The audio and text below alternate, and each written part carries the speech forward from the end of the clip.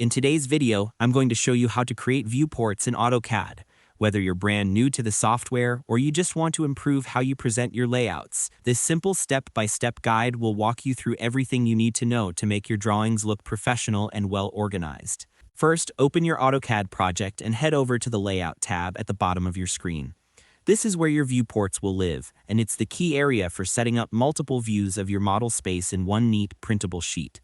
Once you're in the Layout tab, look for the Layout Viewports panel at the top of the ribbon. Over here, AutoCAD gives you all the tools you need to create and manage viewports easily. Next, click on the Insert View option. This is a great feature because it allows you to directly choose the part of your model you want to show inside the layout. Once you select it, you can simply drag to draw the borders of your viewport right on your layout. It automatically links to your model space, saving you time and keeping your view perfectly aligned. This is especially useful when you want to highlight a specific section or create detailed close-ups of your design. Now, if you want to go beyond the usual rectangle view, try using the polygonal viewport option. This lets you draw your viewport in any shape you like: circular, triangular, or completely custom. It's perfect for designs that have irregular boundaries or when you want to create an eye-catching layout presentation. You can even convert an existing shape you've drawn into a viewport, turning any object into a window into your model. How cool is that? To make everything smoother, here are a few quick tips. Make sure your drawing scale is set correctly, and double-check that your model layers are visible in the viewport.